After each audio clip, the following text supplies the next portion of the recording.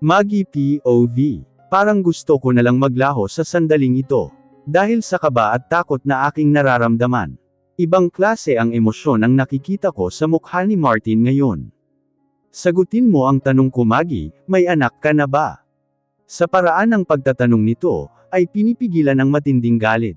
Kinakabahan man ay sumagot ako. May anak na po ako, Sir Martin, mahina kong sagot na alam ko na narinig nito. Kailan pa? Bakit hindi mo sinabi? Kung di ko pa narinig di ko malalaman, parang nanghihinakit ang tono ng boses nito. Hindi ko tuloy alam kung ano ang mararamdaman sa sitwasyon kong ito. Paano pa kaya pag nalaman nito na anak niya ang baby ko? Baka kunin na lang nito sa akin ng puwersahan, based na rin sa ugali nito. Di ko papayagan na mangyari iyon. Sa resume mo ay single ka, pero may anak ka. Kinakahiya mo bang may anak ka na, Maggie? Ang mga mata nito ay nakakatakot ng husto. No, never ko kinahiya ang pagkakaroon ko ng anak, mabilis kong sagot dito. Naiinis din ako sa paraan ng pagtatanong nito sa akin. Pero bakit single ka pa? Hindi ka ba pinakasalan ng lalaki mo?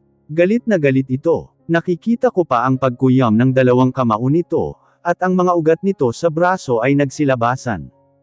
Ano bang problema mo? Wala ka nang pakialam kung anong nangyayari sa buhay ko. At sino ka ba para magalit ng ganyan? Bulyo ko dito at sabay layas sa harapan nito. Baka di ko mapigilan ang sarili ko, masabi ko sa kanya na siya ang ama ng aking anak, at ay sambat ko dito ang lahat ng aking paghihirap, habang pinapanganak ko ang aking anak, at ang kabuhayan ng pamilya ko ay nawala. Nagngingit-ngit ang aking kalooban, habang paakyat sa hagdan. Sabayan pa ng biglaang bagsak ng aking mga luha. Nagmamadali ako maglakad, dahil gusto ko na pumunta sa aking kwarto. Nang makarating ay agad akong pumasok at nilock ang pinto. Dali-dali ko kinuha ang mga damit ko sa dressing room, at mabilis na niligpit iyon, at nilagay lahat sa aking malita. Maski ang iba ko pang gamit na nakalagay sa side table. Wala pa akong kalahating araw dito, pero ganito na nangyari sa buhay ko, kainis ka, Martin. Sigaw ko. Hinanda ko na ang mga gamit ko, dahil anumang oras ay aalis na ako sa pamamahay na ito. Sobrang mali talaga ang pagpunta ko dito.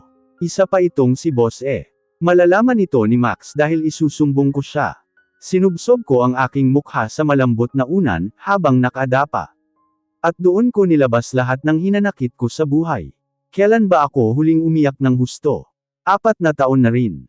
Matapos ko makagraduate ng college, ay sumama ako pauwi ng probinsya kasama ng aking pamilya sa Bataan. Dahil balak ko muna maglagi sa amin, habang nagre-review para sa board exam bilang nurse.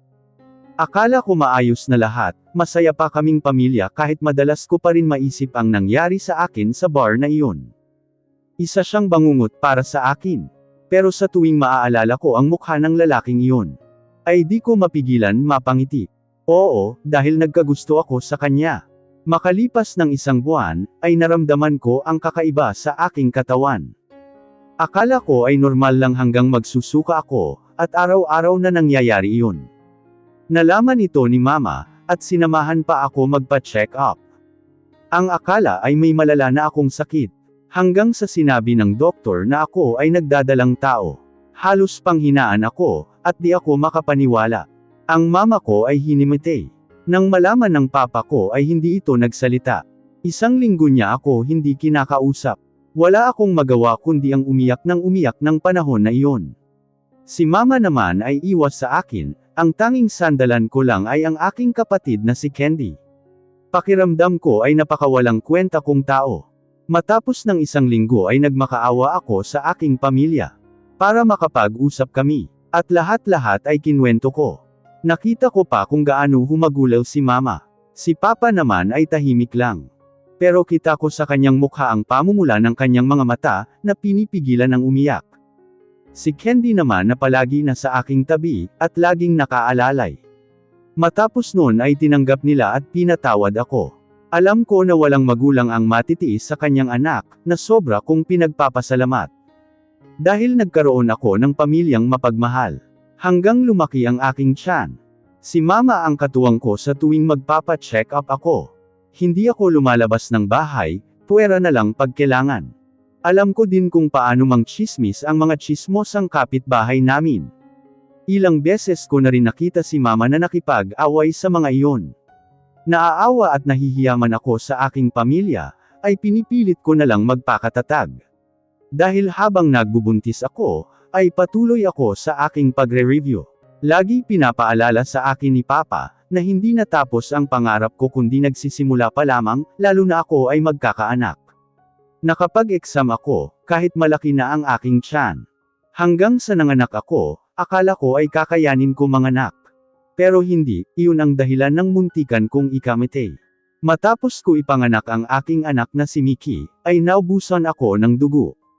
At kailangan ko masalinan agad. Hanggang sa dinala ako sa ICU. At nagising na lang ako matapos ng 1 linggo.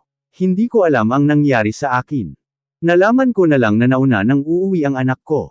At matapos ko ma-discharge kesa ko nalaman ang lahat. Dahil sa nangyari sa akin ay sinangla ang kalahati ng lupain na aming bukirin, sa mayamang negosyante. Malungkot man ay masaya ang magulang ko, dahil nagkaroon na sila ng apo si Mickey.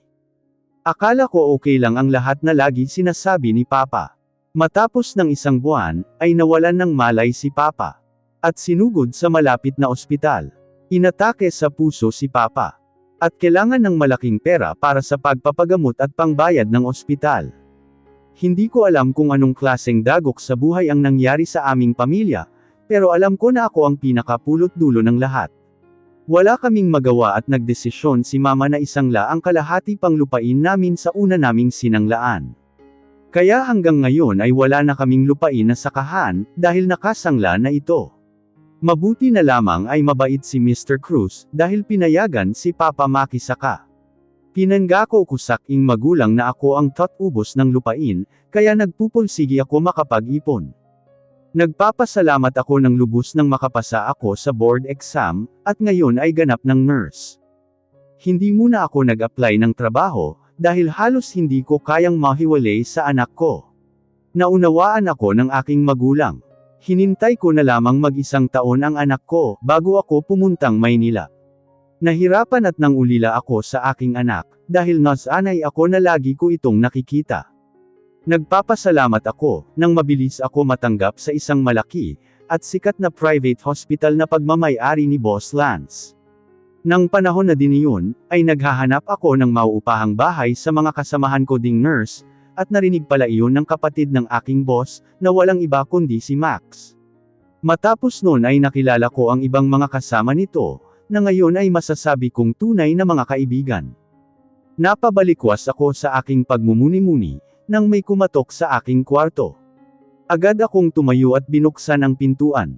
Si Nanay Lourdes. Hal ika na hiha at kakain na. Nakaramdam din ako ng gutom. Sige po nanay, ngumiti ako dito.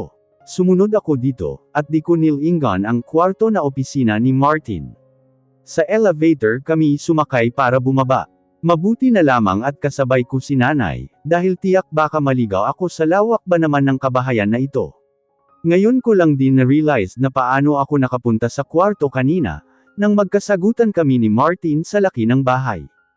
May bisita po ba si Sir Martin Nanay Lourdes? Sobra po atang daming pagkain, tanong ko dahil sa dami ng nakahain. Wala, ganito lang talaga siya magpaluto marami, sagot nito. Napatango na lamang ako. Ibang klase pala talaga ang mayayaman. Umupo ako at napatingin kay Nanay Lourdes. Si Sir Martin po nanay. Pagtataka ko dahil wala ito dito. Hinatiran ko na lamang ng pagkain, at mainit ang ulo, anito at umupo sa aking harapan. Pakiramdam ko tuloy, ako ang may kasalanan, kaya mainit ang ulo nito. Kumain na tayo hiha. Nanay bakit 2 lang po tayo kakain? Paano po yung ibang kasambahay? Hindi talaga sila sumasabay, dahil kakain din sila sa kanila, sabi nito habang nagsasandok. Sa kanila. Oo hiha, sa likod bahay nakatira ang lahat ng kasambahay. Kompleto sila doon, ang tangi lang nila gagawin ay ang kanilang nakatokang gampanin sa mansyon na ito. Kaya wag mo na silang alalahanin, at masasanay ka din. Napatango na lamang ako, at di na ulit nagtanong, at baka makulitan na sa akin si Nanay Lourdes. Nagsimula na akong kumain, dahil nakakatakam naman talaga ang lahat ng pagkain, na nakalapag sa malaking lamesa. Natapos ang aking maghapon na walang Martin na nagpakita. Maski sa dinner ay wala ito, at hindi lumalabas ng kwarto o sa opisina nito. Hinitiran na lamang ito ni Nanay Lourdes ng pagkain. Ako naman ay nakokonsensya, dahil ako lang naman ang huli nitong kausap, at nagkasagutan pa nga. Nang makapasok sa loob ng kwarto, ay mabilis lamang ako naligo, at nagsuot ng duster, at tinawagan ko via video call ang aking anak. Masayang-masaya ito nang ako unang tumawag, dahil madalas ay ito ang laging nauunang mangulit, tulad sa nangyari kaninang umaga. Pinagtapat ko na din sa aking pamilya na kinuha akong personal nurse, at wala ako sa ospital. Naintindihan naman nila ako, dahil sinabi ko lang na lumpo ang aalagaan ko. Kasinungalingan man ay no choice ako. Marami pa kaming ibang pinag-usapan, hanggang sa nakatulugan na lamang ng anak ko ang video call. Mabilis na rin ako ginupo ng antok, dahil sa pagod maghapon, hindi pagod sa trabaho kundi pagod sa aking kaisipan. Nagising ako ng alas 5:30 ng umaga, para masimulan ko ang preparasyon ko sa aking sarili. Mabilis ang pagligo ko at nagbihis. Wala naman sinabi sa akin kung ano ang dapat kong isusuot, habang nasa bahay na ito, kaya pinili ko na lamang ang black leggings at peach na t-shirt. Pinasadahan ko ang aking itsura sa malaking salamin, simple lamang ang suot ko, pero bakat sa aking damit ang malulusog kung ano, maski ang pang-upo ko ay matambok. Naalala ko pang lagi ako inaasar ni Akira at Lily na hot mama. Napailing na lamang ako, kinuha ko ang panali sa buhok, at sinuot sa kaliwang braso, mamaya na ako magpupusod kapag tuyo na ang aking buhok. Naglagay lang ako ng kunting polvos. Hindi na ako naglagay ng lipstick, dahil natural na mapupula ang aking labi. Saktong alas 6 ay bumaba na ako, para makapag-almusal at magtatanong na rin, kung ano ang magiging silbi ko dito sa loob ng bahay ni Martin. Mabuti na lamang ay medyo nakakabisado ko na ang papuntang kusina sa lawak ng kabahayan na ito. Good morning po Nanay Lourdes, pagbati ko sa matanda nang makarating ako sa kusina. Oh yeah, good morning din sayo. Mabuti naman at nandito ka na. Halika na at sabay na tayong mag-almusal, nakangiti ito sa akin. Sige po, pero sila po, kumain na po ba sila? Tanong ko kay nanay sa iba pang kasambahay, na maaga pa lang ay may mga hawak ng panlinis. Bago pa yan sila magtrabaho, ay tapos na silang magsikain. Sabi ko nga sa'yo ay doon sila kumakain sa kanila. Ganun po ba, tinulungan ko itong mag-ayos ng hapagkainan. Si Sir Martin po ba hindi siya sasabay? Tanong ko ulit. Mamaya pa yon at kusang pupunta rin Sir Martin dito, kaya sige na mauna na tayo. Nagsimula na kaming kumain, katulad ng kahapon, ay sobrang dami ng nasa lamesa. Hindi na lamang ako nagsalita ulit, at baka makulitan na sa akin si nanay. Nang matapos ay ako nagkusang nagligpit ng pinagkainan. Ang iba ay tinakpan naman. Habang nilalagay ko ang mga pinggan sa lababo, ay narinig kong may tumawag kay Nanay Lourdes. Opo tapos na po, o sige masusunod po sir, tiyak si Sir Martin ang tumawag dito. Hiha, hatiran mo muna ng pagkain si sir, at sa kwarto na lamang siya kakain. Napaharap naman ako kay nanay, at binitiwan ang hawak na sponge para maghugas sana. Okay po, alanganin akong ngumiti, at naghugas na lamang ng kamay na nagkaroon ng bula. Maliksi naman ang pagkilos ni nanay, at nilagay ang pagkain sa tray. Umuusok pang kapeng barako, sinangag na kanin, omelette, pritong tuyo, at manggang hinog. Maingat ko naman itong kinuha at naglakad na. Nang makarating ay kinatok ko ang kwarto nito. Walang sumasagot kaya ipinihit ko na lamang ang seradura, at saktong bukas naman iyon. Sir Martin, breakfast mo po, tawag ko pero parang walang tao. Nilapag ko na lamang ang tray ng pagkain sa glass na table nito, parang may sariling sala ang kwarto nito. Edi ikaw na mayaman, bulong ko sa sarili. What did you say? Ay poloka, gulat ko sa biglang nagsalita na si Martin. Napaharap ako dito at halos mapang-anga ako sa itsura. Mukhang galing sa paliligo, dahil nakatapis lamang ng towel ang ibabang bahagi nito, at kitang-kita pa ang napakalaking katawan nito. Kailan ko ba huling nakita ang katawan nito? 4 na taon na. Pinupunasan nito ang basang buhok nito ng isa pang towel. Nagulat ba kita, sabi nito na para bang natutuwa sa itsura kong nanlalaki ang mga mata. Ako naman ay napalunok, at tumalikod ng mabilis, nakakahiya dahil baka napansin nito kung paano ko lakbayin ang kabuuan ng katawan nito, napangangapa naman ako eh. Naramdaman ko ang pagpula ng aking mga pisngi, dahil sa kahihiyan. Pasensya po sir kung pumasok na ako. Wala kasing sumasagot nung kumatok ako, andito na po ang breakfast mo, aalis na ako, halos magkanda utal-utal ako, habang nagsasalita, sabayan pa ng tambulan ng aking dibdib. Akmang aalis na ako nang magsalita ito. No you stay here, hintayin mo ako, baritono nitong boses. Napalingon ako dito, at kunot-noo ako dahil parang hangin itong naglaho, at hindi ko alam kung saang parte ito ng kwarto nagtungo. Hay mabuti naman umalis siya, bulong ko dahil di ko makaya ang paraan ng pagtitig nito, kaya wala sa loob na napaupo ako sa malaking sofa, na sobra ang pagkalambot na halos ikalubog ko na. Kumain ka na ba? Mabilis akong napalingon dito, nakakagulat ang laging pagsulpot nito. Kung may sakit lamang ako sa puso, ay baka matagal na akong inatake. Nakabihis na ito ng itim na t-shirt, na halos magputukan na ang mga muscles nito sa braso, dahil sa sobrang bakat. Naka-denim jeans naman ang pang-ibaba nito, at parang lalong naging gwapo ito sa aking paningin. Tapos na po, malambing kong sagot. Teka, bakit ang lambing ng boses ko? Sana di niya napansin. Napadiretso ng tayo ito, imbes na uupo at tumingin sa akin ng pailalim. Mabilis akong nagbawi ng aking paningin, dahil pakiramdam ko ay matutunaw na ako anumang oras. Are you always like that? Ha? Tak ang tanong ko. Napatingin ulit ako sa kanya. Matagal bago ako nito sagutin, dahil tingin nitong nakakahiwa ay nagpapainit sa aking katawan. Nothing, umupo ito at tumabi sa akin. Napalaki naman ang mga mata ko sa ginawa nito. Sobrang laki na nga ng sofa nito, ay naisipan pang dumikit sa akin, na andito na sa sulok. Pwede umusag ka ng kunti. Pakikiusap ko dahil nakabaka ka lamang ito, nakadikit ang kaliwang hita nito sa akin. Sa kasamaang palad parang nagsalita lamang ako sa hangin, dahil parang bingi lamang ito, at nagsimula ng kumain. Ako naman ay parang naging tuod na lamang, kung kahapon ay di ito nagpakita sa akin, matapos ang sagutan namin, ngayon naman ay parang wala lang. Napaismid na lamang ako, at wala sa loob na kinuha ang cellphone ko, na nakasuksok sa bewang ko.